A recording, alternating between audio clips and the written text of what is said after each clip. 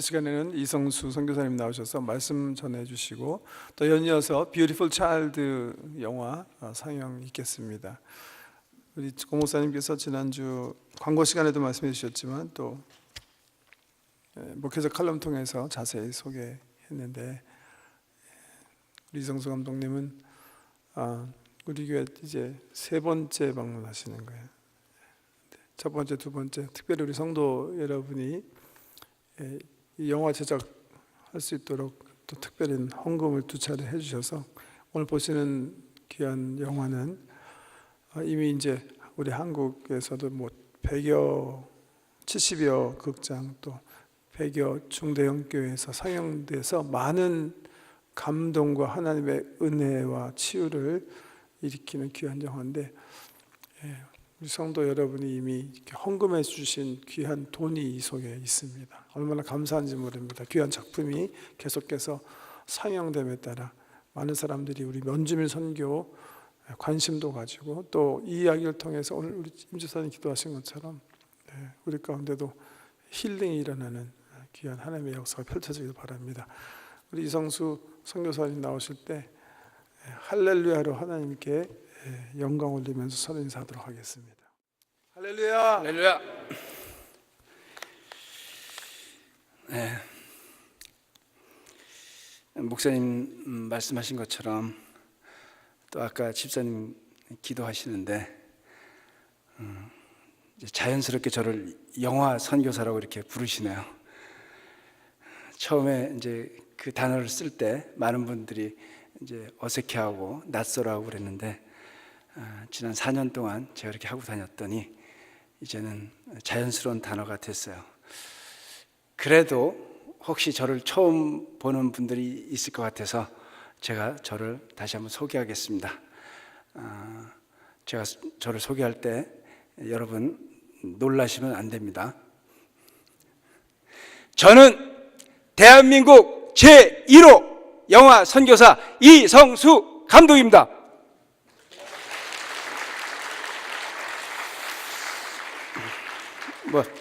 보나니 교회는 토론토에 캐나다 전체에서도 항상 제 가슴속에 이렇게 남아 있는 교회고, 제가 토론토 올 때마다 보나니 교회를 방문하려고 온다 해도 과언이 아니죠.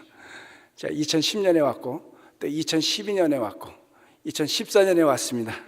2016년에 또 오겠습니다. 네, 제가 저렇게 소개하는 것은 저는 과거 충무로에서 영화를 만들던 사람입니다.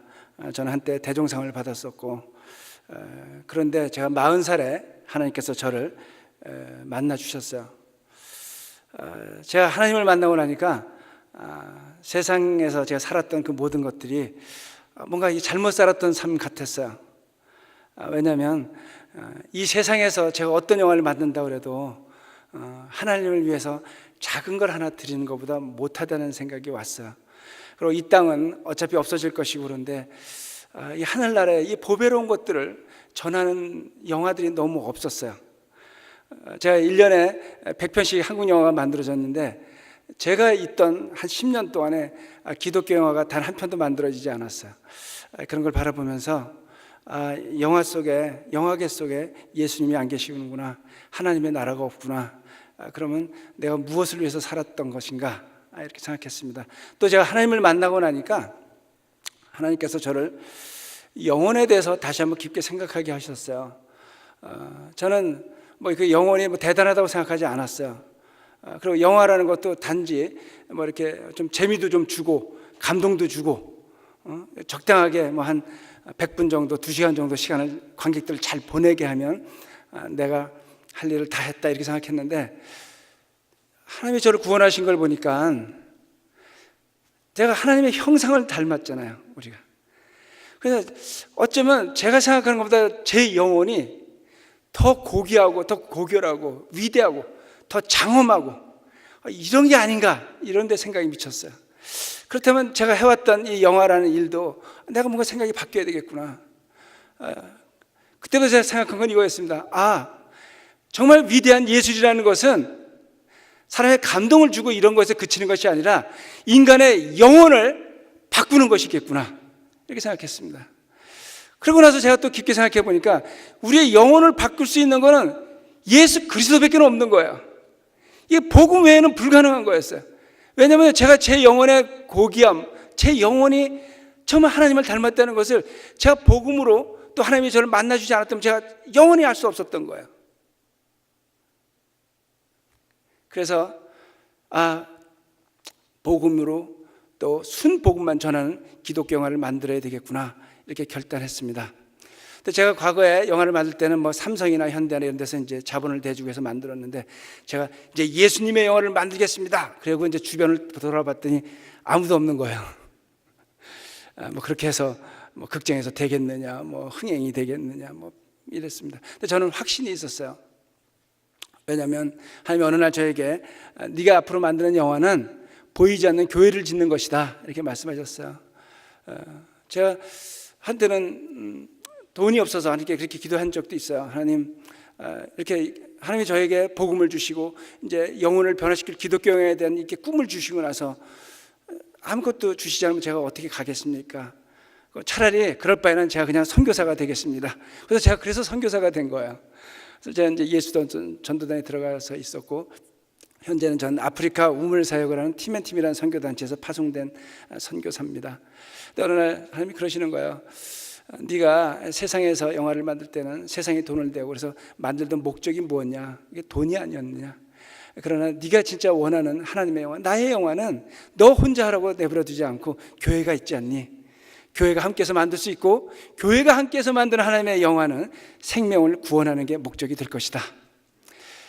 그래서 제가 기뻤어요. 하나님의 음성을 듣고.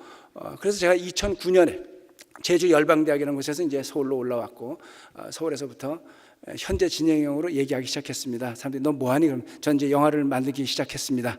하나도 준비되지 않았는데 하나님이 시작하신 일 하나님이 완성하실 줄 전 믿었습니다. 그리고 한국교회가 힘드니까, 왜냐하면 문화가 거룩하게 구별되어 있지 않으니까 제가 이제 미국과 캐나다 교회를 이제 돌기 시작했어요. 문들을 하나씩 돌려서 이렇게 두드렸습니다. 그때 제가 이제 맨 처음에 본 한인교회도 이제 오게 된 것입니다.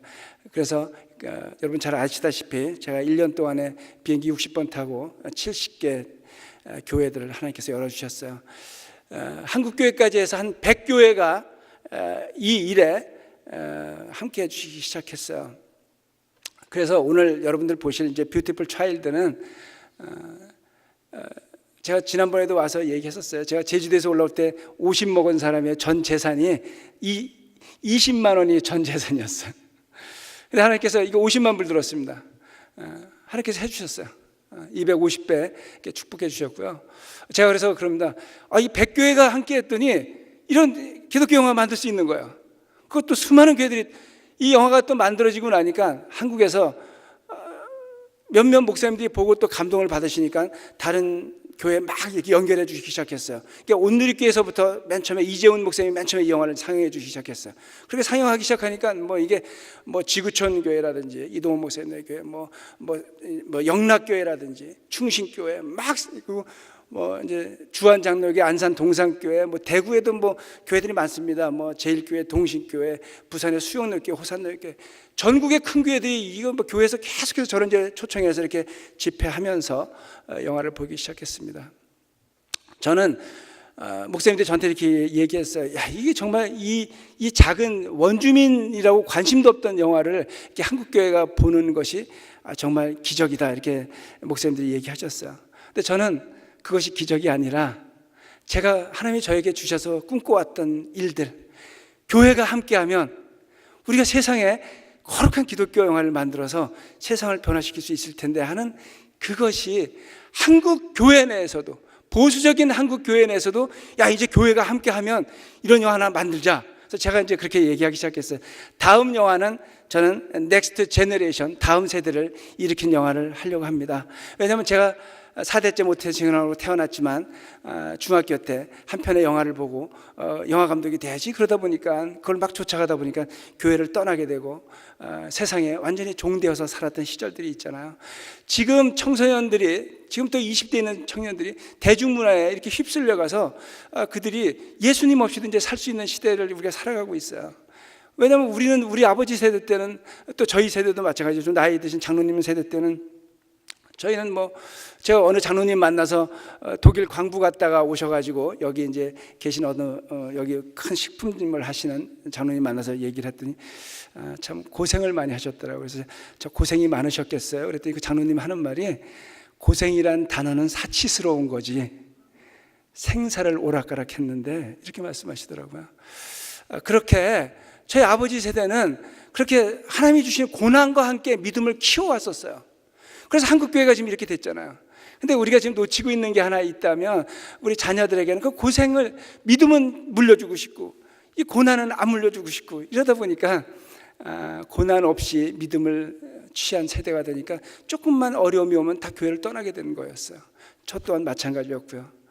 저희 어머님, 아버님이 자녀들 4명 대학 보내는 게 쉽지 않았잖아요.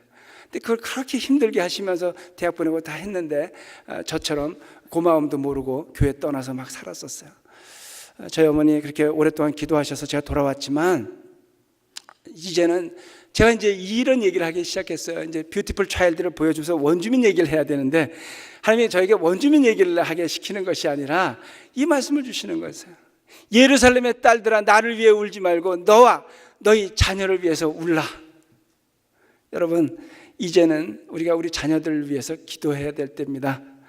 그래서 제가 한국교회에서 그랬어요. 이제 100교회가 함께하니까 이런 다큐멘터리 영화 만들었는데, 이제는 300교회가 함께하면 다음 넥스트 제너레이션들을 일으키는 그러한 재미도 있고 영성도 있는 극영화도 만들 수 있습니다. 그래서 제가 가제가 뭐냐면요, 미라클 제너레이션입니다. 위기의 시대, 잃어버린 세대라고 처음에 이제 생각해서 하나님 이 잃어버린 세대를 일으켜야 됩니다. 그런데 어떤 찬양곡이 있습니다. 그런 찬양곡이. 그래서 일단 가제를 이렇게 세우고, 우리는 우리 자녀들 잃어버렸다고 생각하고 다음 세대가 없어서 한국에 막 4,500석, 5,000석짜리 교회들이 막 있는데 지금 그것들이 안 채워지고 있어요. 10년 뒤면 교회가 어떻게 될지 우리는 굉장히 두려운 마음으로 이제 10년 뒤를 바라봐야 되잖아요. 우리 자녀들이 떠나가고 있습니다. 우리 어른들이 17%, 18%인데 아이들은 3%, 4%면은 우리가, 교회를 다니는 우리가 우리 자녀들을 세상에 뺏기고 있다는 거잖아요. 이런 시대에 우리가 영국이나 미국 교회들이 걸어왔던 길을 이제는 걷지 않고, 물론 이제 중국 교회가 바톤을 이어받아서 잘 할지 모르겠지만 한국 교회가 다시 한번 하나님께 회복을, 또 부흥을 달라고 기도해야 될 때가 아닌가 생각합니다.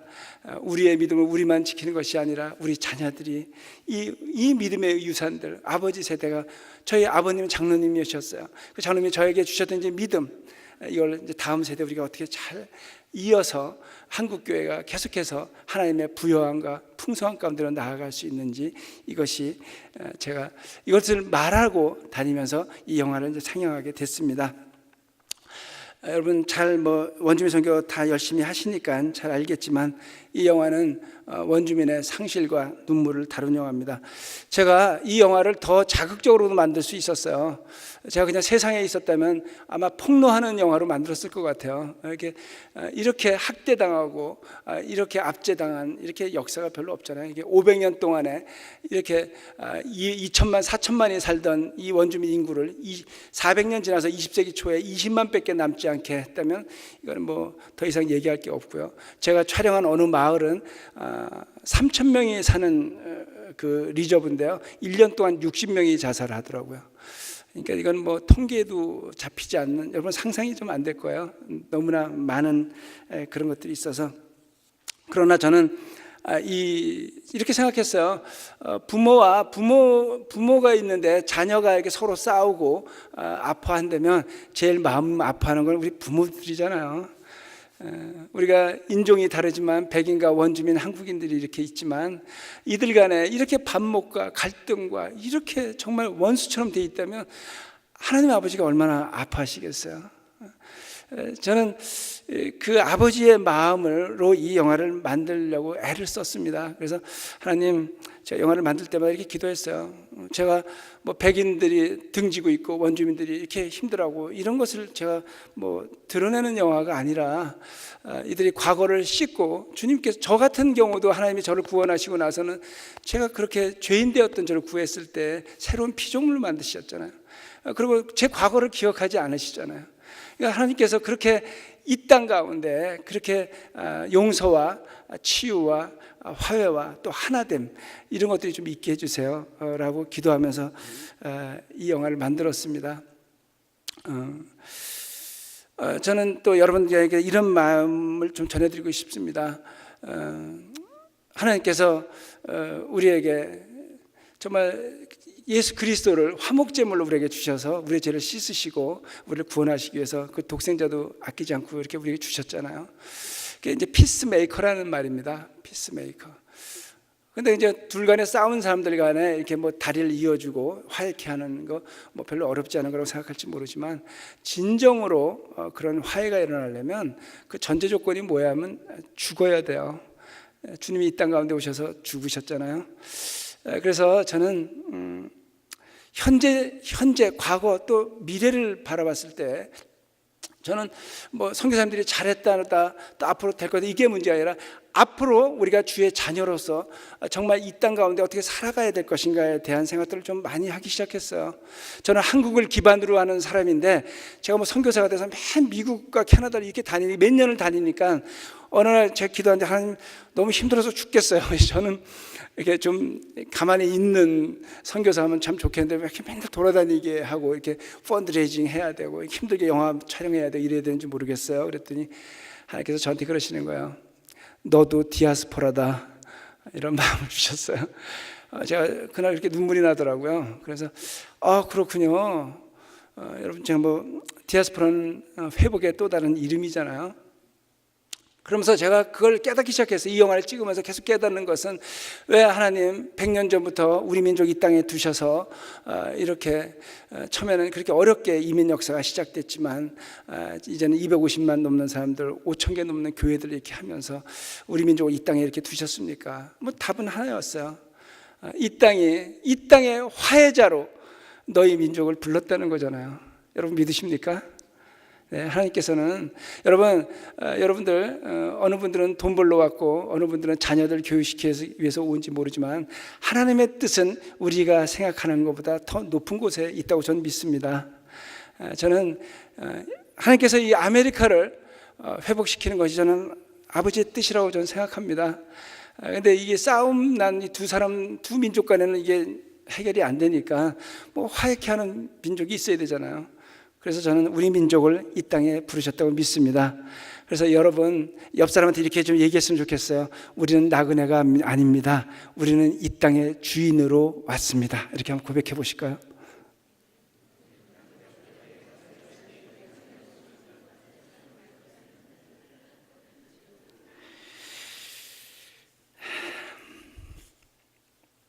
참 어떻게 우리가 어떻게 예수님을 알았는지 모르겠어요. 그죠?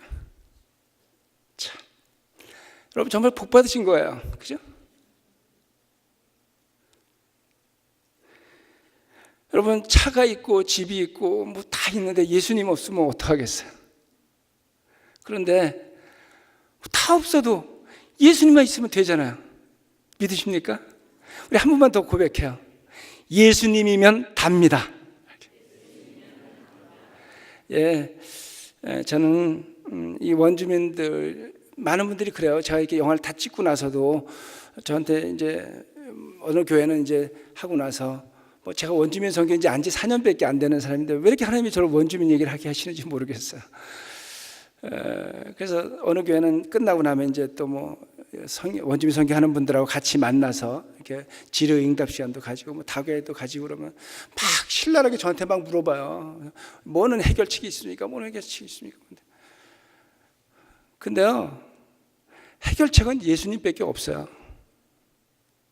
제가 원주민들을 봤는데요, 뭐 그들의 생활이 문란하고 뭐 계속해서 뭐 이 도덕성이 없고 그런데, 제가 만난 어떤 목사님 집안은 3대를 예수를 잘 믿어서요, 거기는 일부 일처제 잘 지키면서 살아가고요, 3대 걸쳐서 한 번도 이혼한 사람도 없어요.